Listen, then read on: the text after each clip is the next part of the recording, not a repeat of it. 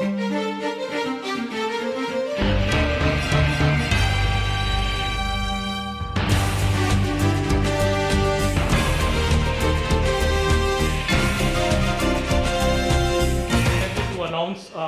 Shankar K Sundaram. He is with us here. Shankar is the head of Project Management Academy at Wipro Technologies.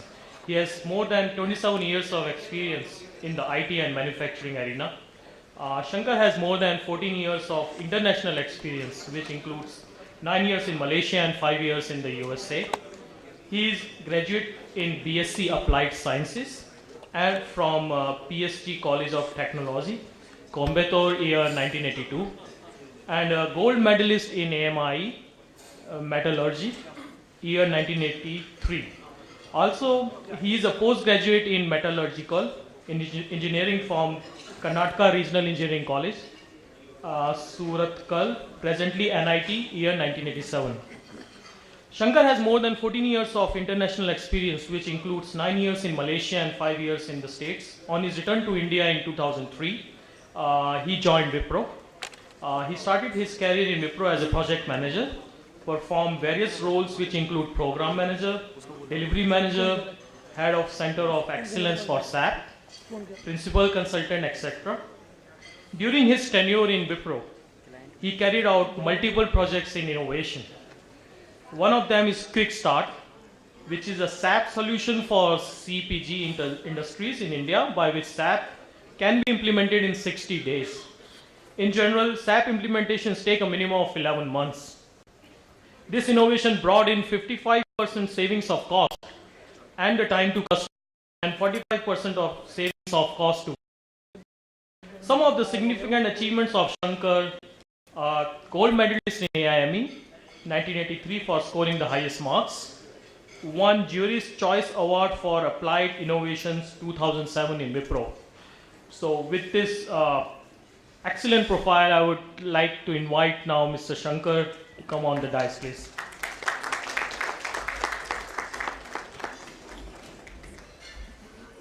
Thank you very much. Good afternoon to all of you. Should I say one more? Good afternoon to all of you. First of all, I would like to thank the PMI North India chapter for providing me this opportunity to meet all of you and share some of my experience of one of the key initiatives that I feel that it was fed to me. Now, when the schedule came up, that I have to face you eminent people around 2 o'clock and 10 minutes. That too after a wonderful keynote address in the morning and the excellent lunch. I hope all of you understand what I am trying to say. Right? This is definitely a graveyard shift. So the challenge is there. Right? Now there are 2 challenges for me. One, to keep the reputation of PMI and the kind of keynote addresses what we saw in the morning, and the future speakers who are going to share these diets on the case studies. So the challenge is very, very high. Let me see how I can keep or live up to your expectation.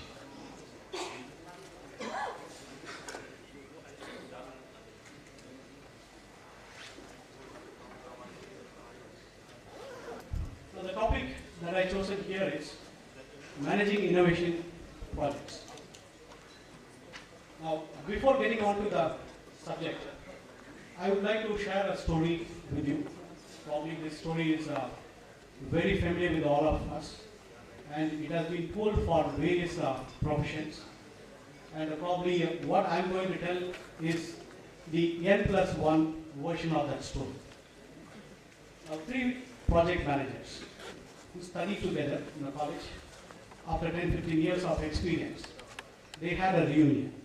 So as part of the reunion, they decided that they'll go for trekking. So these guys took on trekking. So while they were trekking, they came to a stream. They were wondering like how we are going to cross this stream. The first guy, who was a volunteer, he was bold enough and strong enough. He said, let me cross the stream first, then you can follow me later. So once he started crossing the stream, when he crossed 3/4 of the stream, he felt that he didn't have enough strength in him. So he started struggling to cross the stream. So God came to his mind and he prayed to God. Then he asked like, God, please help me. So God looked at him. Then he said, okay. He blessed him with the strength. And with that strength, he was able to cross the stream and went to the other side. The other two guys are looking from the other side of the stream. The second person thought, okay, now I know that this guy was struggling and he was praying to God. So instead of getting into the middle of the stream, let me start praying right now itself. So on the shore itself, he prayed to God. So God blessed him with a roadmap. He looked at the roadmap and he found that some 2 kilometers down the line of this stream, he could find a bridge. So he walked the 2 kilometers, crossed the bridge and went to the other side. So the third person is still on the other side of it. So he thought, okay, these two guys took the blessings of God. So let me also ask for the blessing from God. So he prayed. So God blessed him with wisdom. Now with the wisdom, with the help of the wisdom, he thought for a while. And then he walked along the stream, on the shore of the stream. He found a long piece of rope. And in the stream he could see some places where the depth of water was less and the current also was not that high. He chose to cross the stream at that particular place. And then he took the help of his friends on the other side by throwing the rope to the other side and asked them to tie it to a tree.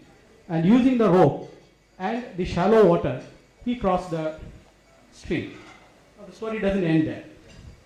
There was a small village boy who was grazing cattle and he was watching the whole thing. Now he prayed to God. God came and asked like, now what? What do you want?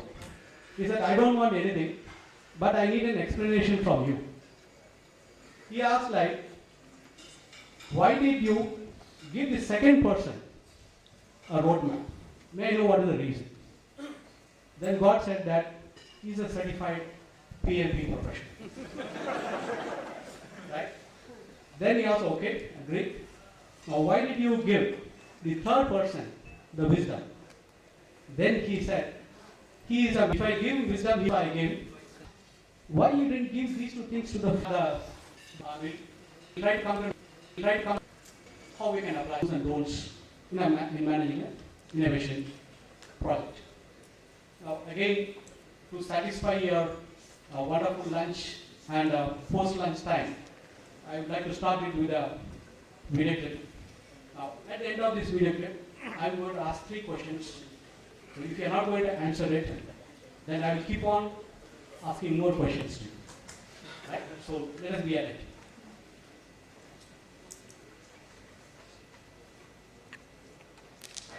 Our top story tonight, a plane with malfunctioning landing gear was saved from disaster by a pickup truck. Gonna crash or so, I think. This truck just comes out of nowhere, and the plane's leaving right on top of the truck. Meanwhile, inside the aircraft, passengers had been expecting the worst. The truck, a Nissan Frontier, was driven by an airport mechanic. He says he doesn't consider himself a hero. I heard it. Like to see once again?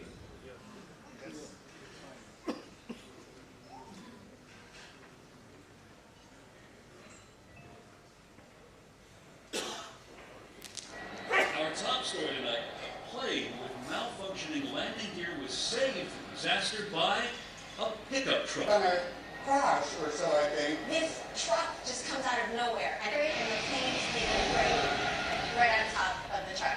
Meanwhile, inside the aircraft, passengers had been expecting the worst. The truck, a Nissan Frontier, was driven by an airport mechanic. He says he doesn't consider himself a hero. I heard it.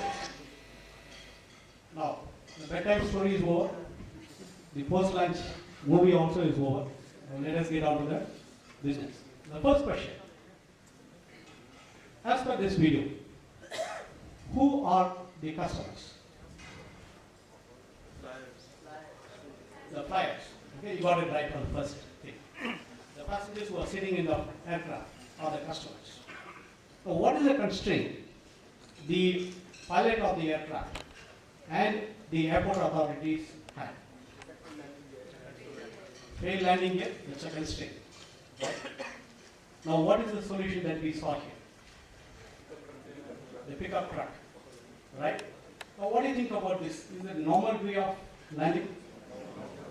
Right? Do you think that it's an innovative way of landing?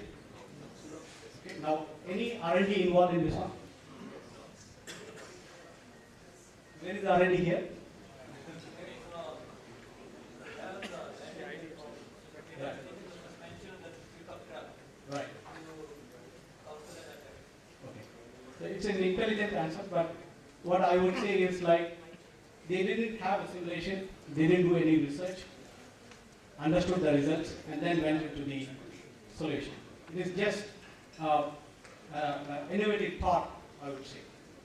Now, what we are getting over here is innovation is nothing something to be invented.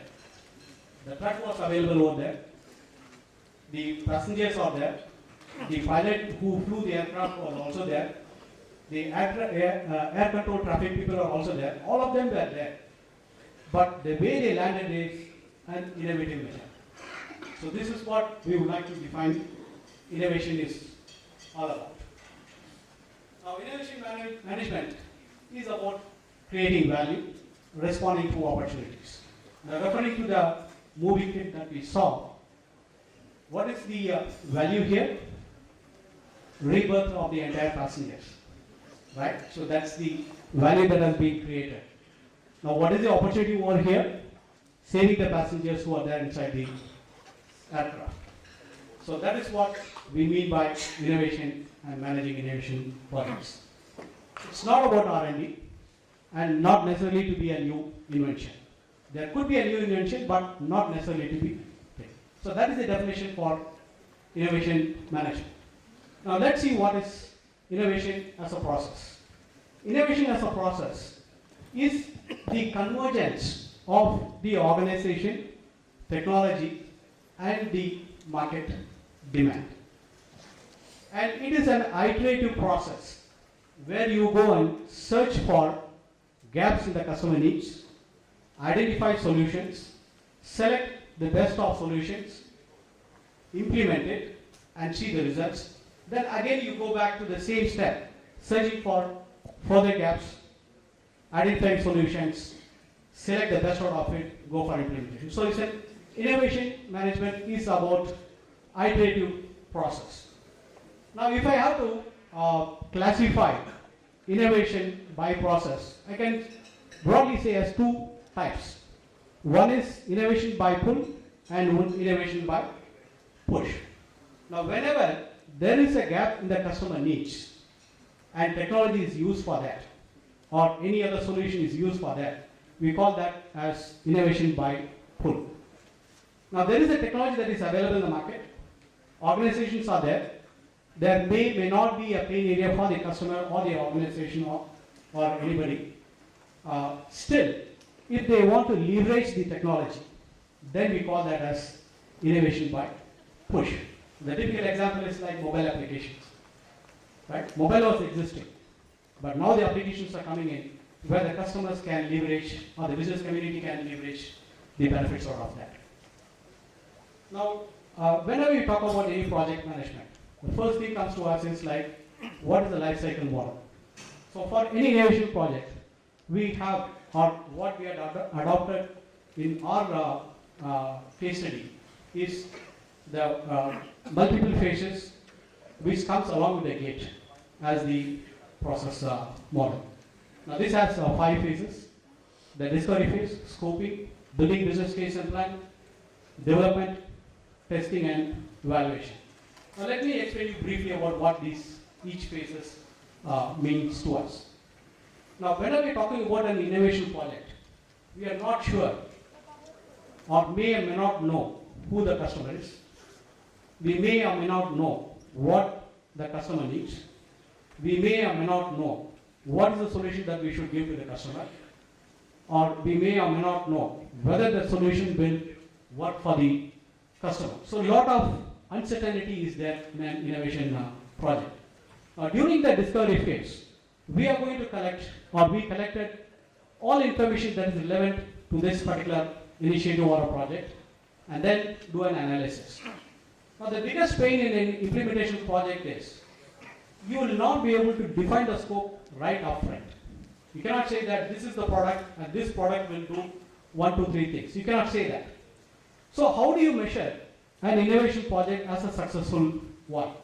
So the best way is you have to identify the customer pains and the gaps and identify some matrices so that you can measure the matrices before and after the innovation so that you can say that yes, this is successful. We are going to see some of those matrices at a very high level in the future slides during the case study lab. The second phase is scoping. Now, based on the information that we have collected, we can come to a conclusion saying that these are my target customers. This segment of customer I am going to address. And then I am going to come out with a product or a solution or a service that is going to help the customer to tide over their pains or their gaps. So then I am going to define what the product or service or the solution is going to do for the customer, and we need to clearly tell what this solution or service will definitely not serve to the customer. So an out of scope should be very clearly mentioned, and as we identify in the discovery phase, we need to identify the matrices and we have to capture what is the as-is matrix at that point of time before the innovation has started. The third phase is building business case and plan. Here we do product definition. So the definition will tell like these are the different components that are going to, or these are the different modules, or these are the different functionalities that this product is going to have. And then we need to do an analysis. Now the analysis is about, we know what are the customer pains, whether this product will be able to satisfy the needs of the customer, whether the customer can afford to pay for this one, will he have sufficient ROI for the investment that is going to make, how long it will take, can the customer wait for that time. All these analysis we have to do during the product definition and analysis subphase. The second subphase is business case building. Now, whichever company we are working to, the company management or the finance team or the DU heads are going to invest into these initiatives. So they should have a clear picture on what is the total investment they are going to make, what is the break-even time, what is the payback period, what is the return on investment, how much they are going to realize from this one. In case, if this innovation flops, what is going to happen, how they are going to recover the money that they had invested already.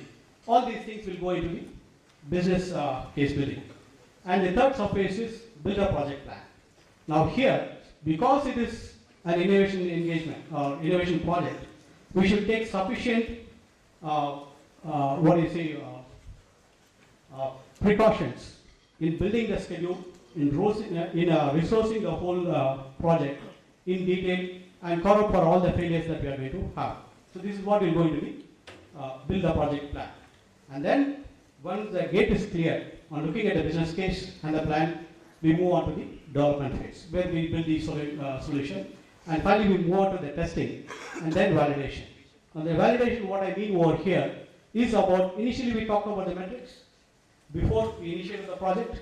So after the innovation has been done, we have to go back and measure the same metrics and see what was the latest thing. Are we achieving the expected results of what we initially predicted or what we planned for? So that is the validation that we do. Now this is about the life cycle model. Sorry, Shankar. Yes. Sorry, can you move back to this slide? Yeah, I have a question. It's regarding the scoping part. You know, if you're not building a business case, Right.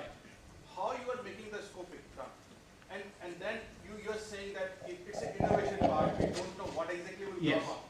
Then Yes. how you know what is in the scope and what will be the out of scope? See, when an innovation project is done, the first thing is like you have to define the scope. Based on that only, you will come to know what is the capability of the product, whether this you can go and sell in the market, whether the customer will accept it. All those things will once the scope is defined. If you don't define the scope, you keep on reiterating on the same level as one of the keynote speakers told in the morning, you wait for all information, but you will never move. So somewhere you have to take that step. Now based on the scope, we know how many sales we can make, how many customers will accept it, how many customers will be able to pay for it. That information will come during the business case. So without the scope, you will not be able to do that. When you go to the case study, you will get more information. Any more? No, fine, thanks. Now let us get on to the case study. Now this case study is about building a SAP solution for the consumer product goods enterprises in India in the mid-market segment. Now way back in 2005, Gartner released a report saying that 51% of the global IT spend comes from the mid-market segment. What it means is 49% is what coming from the enterprise world, where the worlds of IBM, Wipro, Infosys, TCS, HP, all these big giants in the IT field are fighting for that 49%. Right? Now the 51% was not addressed by these people. At that point of time, SAP had a footprint of almost 90% of the enterprise world had SAP in their IT landscape. So they didn't have any other customers to go and sell. So if they have to increase their footprint, they need to do something. So they used this data and they went and analyzed in the 51% of mid-market, how many of those customers or what percentage of those customers are in the SAP platform. So the shocking news is 18% were there and 82% were not on SAP. So that is a big chunk of market that is available for that. Now when they try to penetrate, even Wipro tried on this aspect, there was an issue. The issue is about the mid-segment companies or the mid-market companies have a perception about SAP. Now let's look at what is this negative perception of the mid-market segment about SAP. One is the solution is too big and is complex and it will overkill for a mid-market organization. Two is it is too expensive. Why it is too expensive? The service partners come and take almost a year's due from them. SAP license or SAP platform. When anybody is going to ERP, they need to do they have to compare financials and the supply chain management along with the SAP or PeopleSoft or whatever it is.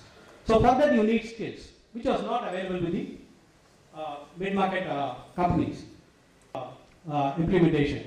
Now all these things were making the mid-market business community to feel that it's a jet engine. One of the best engines in the world is a jet engine, but I cannot go and fit it on a Morris-Minor car because it will kill the car itself. So this is the perception. Now unless otherwise this perception is changed, nobody can go and implement SAP for the mid-market community. So with that information we will move on. This is part of the discovery when we have collected all that information. The next thing is we can use some of the tools for discovery. Right now here we are proposing Blue Ocean strategy. To be honest with you, when we did the project, we didn't know what is Blue Ocean strategy, but later when we understood this one, our approach and the Blue Ocean strategy were one and the same. Now let me ask this very fundamental question to you. Most of you may be knowing. May know what is Red Ocean. Led by competition. Pardon? The competition is already there. Competition is already there. What really happens is like the operating margins of various competitors goes thinner and thinner, and because of stiff competition, these companies bleed. Hence, that is called as Red Ocean.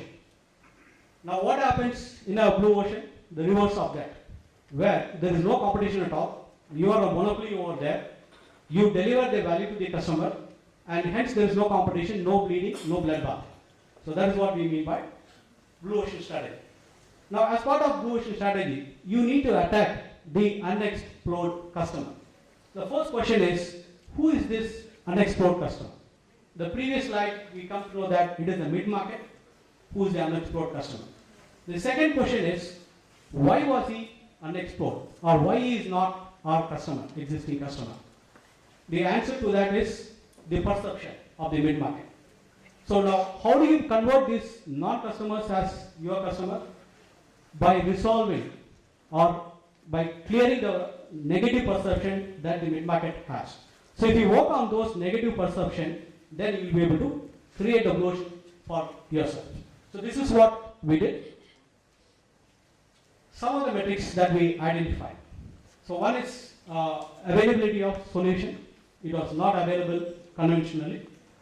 The second thing is the duration of SAP implementation. It was around 12 months, around that, plus or minus 1 or 2 months, I would say.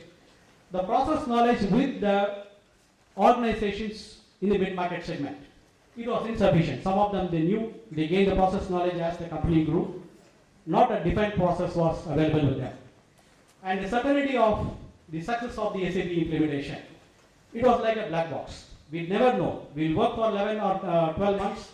At the end of it, it may be successful or it may be a failure. I know a couple of companies were closed because of failed ERP implementation. Then the cost of implementation. The service partners' revenue itself. Yes. So I have this question. It seems like you did the study. Did Wipro do the study on behalf of SAP? Because It was a joint effort. Okay. It was a joint effort. Some of the information was shared by SAP to us. Some of the information we did it and shared it with SAP. Okay, because it seems like a fundamental problem SAP had, and maybe they should have already had this information or done it independently. Yeah, they did. I'm not saying that they didn't. In fact, it was a partnership, and we entered into the partnership based on the information that they collected originally. Okay, now, certainty of the cost of implementation was 2 crores, which the mid-market cannot afford. And usage of standard solutions or tools, it was not available that prevalent in the market. Computerization of the processes, it was less than 20%. Some of the companies used tools like QuickBooks kind of thing for the 20% process, rest of things were as a gap. And dependency on SME from customer organization skills or time, it was very, very high. Now in the innovative model, we had ready-to-use solution. The implementation was done in 60 days. 60th day midnight, the site will go live and the customers can start using it. Delivered as part of the solution, a live demo before booking order. The customer can see the live demo. And the cost was roughly around 35 lakhs, plus or minus 5 to 10 lakhs, I would say. And repeatedly used at more than 80 locations. And the processes were computerized for more than 85%. It was not 100%, to be honest. More than 85% we will be able to meet that. And the dependency on the SME is very, very low. Now let us see how we achieved it. Now the discussion phase, we discussed how we collect the information log. The scoping was done for CPG processes and the statutory requirements. And when we defined the product, what we did is like we went and looked at what are the various processes that are available in SAP that is relevant to CPG. We identified around 176 processes, out of which we went and did an analysis across 11 CPG industries. We came to know that only 30 processes these industries are practicing. Now, out of this 30, only 26 was common, which was adopted by all of them, whereas the 4, some of them used it, some of them didn't use it, and it is a superset of all processes. So we identified the 30th process, and we said this is going to be the product that we are going to do, and that is the scope for us. And then we built a business case. So we made an investment plan. The break-even was, if we go and implement this to 4 customers, we break even. And over a period of 2 years, we can have 700% return on investment. And we planned for 40 customers over a period of 2 years. This was our business case, and we got it clear. Now let us make a comparison on the project plan. The conventional plan has got 5 phases. It starts with project preparation, blueprint, final preparation, and go live. For each and every customer, starting from the scratch until the go live and support, everything happens at the customer's place. Whether the same 30 process, all of them are using without having or applying any knowledge or applying any thoughts, they used to do this 5-phase implementation. Now in the innovative model, we thought that okay, this 30% of process are repeatedly used by many customers. Why not we create one templatized solution at the Wipro's premises, at Wipro's investment, and then go and implement to the customers. Now, once you do that one, 60 to 65% of your time is out of the implementation. So the balance 2 is there, and there also we came out with a lot of tools and technologies that can be used, which reduced it further. Now what you are seeing on the lower right hand corner is the implementation plan of this product to the customer. Now here, before the customer places the order, he sees a live demo, sees all the processes on the screen, then he places the order on us. So the business process mapping is done well advanced in the early stages. After that, all what we do is ask the customer to bring in a new hardware, install the SAP on that one, transfer the solution through certain tools onto the customer environment, conduct end user training, upload the master data like the vendor data or customer data, and then upload the open transaction data, go live, provide support. Now the go live happens exactly on 60 days. Now for your information, some of the customers came and asked like, you are wasting our 60 days of time. Can you reduce it further? That was true. In certain customers, that's what, yes.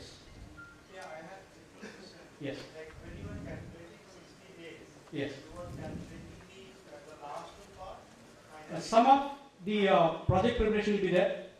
Now, for example, the project readiness workshop, which happens even before the sale is signed off. So that is the project preparation for us. Like the second important thing is like the business process workshop, which will happen in a regular SAP implementation. The entire business blueprint phase goes for 2 to 3 months in any customer environment. Because we are having, I'm going to show some of the tools. So because we are using a tool which is called as a solution map, we can do this exercise in less than 3 days for at least 6 modules like or functions like finance, cost controlling, production planning, materials management, sales and distribution, quality management, and plant management.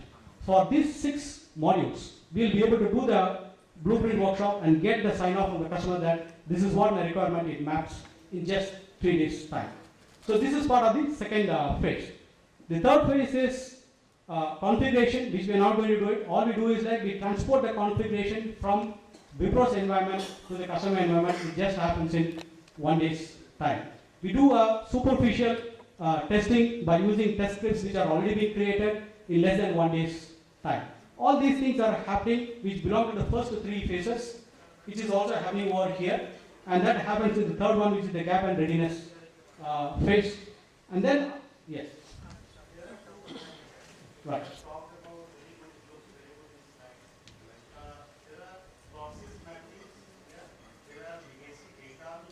Yes. Perfect. Yes. It's a fantastic thing. This is one of the risks in this particular project. The reason is, when you do an SAP implementation for 10 plus months, the entire organization knows that this is going to come, we have time to prepare. Because this is done in 60 days time, before the organization comes to know that, yes, this is going to happen, the solution will be right in front of them. So it was a huge risk, looking from the organization change management perspective, looking from the data preparation perspective. So what we do is, on the day 1, when we do the solution mapping exercise, immediately we hand over the templates. Because the solution is already there, the master data template will be same. So we share that one and we explain to the customers or the stakeholders who are going to provide the data to us what each field means. We conduct a 1-day workshop on that one and we deploy one person at the customer's location to see that whether the master data collection process is happening properly, and we even tell them how to prepare the transaction, open transaction data, how to prepare them, and then how to get it ready for the upload. It is a challenge, I agree with you, but we did it in 60 days time, and that is the key for this success. And don't you think this is a product management rather than a project management? You can take either way. Because there are 2 things to this one. Yeah, one is the product, as I agree. The first part, what we did in Wipro premises is a pure play product development, right? The second part, when you go and implement that at the customer's place, it is a pure play project. But for the product development also, you have to do a project management. It was run like a project. That's the reason we are having this one here. no, my question was, once you have considered this as a product, you have a product with the defined features, and you are just trying to customize it. No, we don't do any customization. No, whatever the metrics that you try to collect from the customer. Right. So how does it exactly fit inside your innovation? Because it's much more of a product. You have a ready-made product, and Right. what is the innovation here? Because most of the projects are run the way you are trying to like, If you take away the word SAP, yeah, right, then it's a pure play product. yeah. But the moment you bring in an SAP product implementation at the customer's place, it is a project. No, I understand that. So the whole gist of this one is about an innovative implementation methodology combined with the product development. That is where the innovation comes. So it's more of a customized solution to the industries. Yes. It's more like that. Yes, it is an industrialized solution actually. It is called as industrialized solution. It is called as industrialized solution which will run in 60 days. There are certain industrialized solutions that is available from SAP which is called as utility vertical solution or auto vertical solution, but still they take more than 12 months to implement that. But this is not like that. My question to you is, Yes. this seems good because it is a first time installation in that industry. Right. Okay. But what happens, even at the first time, whatever industry you travel in, Right. some legacy system is working. Yes. So 90% or 95% plus cases, Right. they try to imbibe that legacy or customization to the product. You are absolutely right. So what was done in this case? Now, let me tell you where this one comes from. This is coming from a mid-sized market. When you take any enterprise world, they have a very strong legacy system and they look everything from the legacy point of view on the SAP side. Now here these customers have nothing. They have no process defined, they don't have an IT system, they have nothing. So without investing on a management consultant to come and define a process, they are getting directly over here. So that is why this model will be successful only in the mid-sized market and not in the enterprise market. If we try to replicate over there, it will not fly. Yes. This is Vignesh here. Yes. My question is, you're talking about mid-sized market, right? Yes. Mid-sized market, you are shortening the timeline of the implementation timeline, all is fine. But you will need the underlying infrastructure ready. Yes. For mid-sized companies, that is a major challenge. Yes. Is your assumption here that the company will have the entire infrastructure to run this SAP product ready and Right. then your day one starts? Let me explain to you. What I have not mentioned over here is like what I try to mention here is about the SAP, the software and the implementation part alone. What I have not talked about is the evaluation of the hardware, installation of the hardware, those things. So as a vendor, that is where the partnership between Wipro and SAP flew well. Because Wipro is into the business of the hardware also. So when we go and propose a solution to the customer, we also propose them what hardware to be used. When we give a quote to them, we give all-in-one quote to them. The implementation services, the hardware, and the software licenses. And hardware is dedicated infra for them? Yes. But today's scenario, you can look at cloud, you can go for that. In today's scenario, yes, it is this one. I'll be glad to talk to you later. I don't want to hold back everything. Sure. Thank you. Guys, I understand you have a lot of questions. What I suggest, let's allow Mr. Shankar to complete the slides and then we can take the Q&A if it's okay with you. Right? just 2 more slides. So you can please complete the slides first. These are the tools that we have used. One is the solution lab, 2 is the pre-configured solution, third one is the ECAT, which is used for testing the thing, which can automate it, and solution manager is a bundle of tools that comes free of cost from SAP. BC set is how you transport the configuration from Wipro environment to the customer location, and the business process procedures, which includes the complete blueprint and the end user manual. Now let me move on to the risk. So this is the gist of this entire work. The first risk is the customer expectation. The customer expects that the implementation will go for 10 months. But what really happens? We are doing it in 2 months. So they go and talk in the business fraternity. They hear that, have you completed the business blueprint? This guy goes and tells them, no, tomorrow is my go live. Right? So there is a mismatch in expectation. So the first thing is, as a project manager, we have to be aligned with the customer methodology. The second thing is the stakeholder relation. As the gentleman pointed out, how we are doing it in such a short span of time. Day one, you have to start engaging with all the stakeholders. Because it is a small company, maybe around 50 executives or 100 executives, could be there. Meet them personally, explain them, conduct a couple of workshops, go to their work locations, explain all those things. So the stakeholder communication is the key, and it is not generic project management stakeholder communication here. Here it is about the organization communication that we are communicating to the stakeholders. The third thing is high initial investment. What will happen if the project fails? So we have to come out with intangible benefits, which the management will appreciate.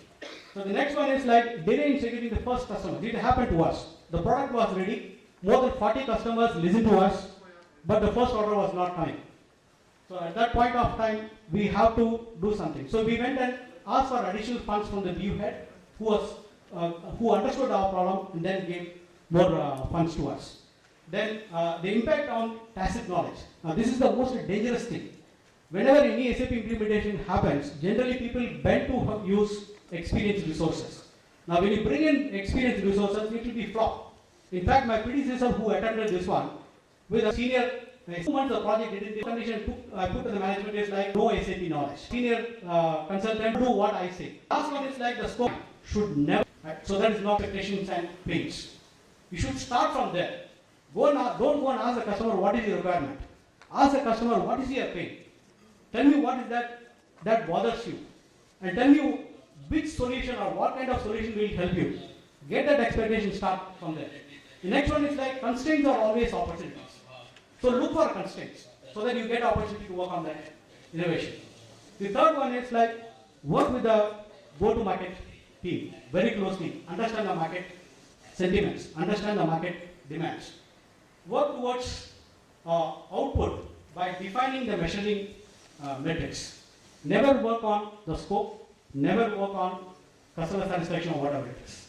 Look at the metrics. Now the metrics what we have here, instead of 12 months, 2 months of implementation. Instead of 2 crores of investment, 35 lakhs of this thing. Those are the kind of metrics that we should track. Partner with as many organizations as possible. In fact, the Wipro partnered with SAP, partnered with Sun Microsystem, partnered with Microsoft, partnered with Oracle, partnered with HP. All these people are partnered together. So you get support from various angles so that this project goes on 60 days time. Organization change management is the key to success. If you don't address that, this will be a flop. And always think out of box. Never look for standard solutions, it will not fly. So the last one, I hope we have discussed about that one. I don't want to waste time on that one. So with that, we are coming to the Q&A.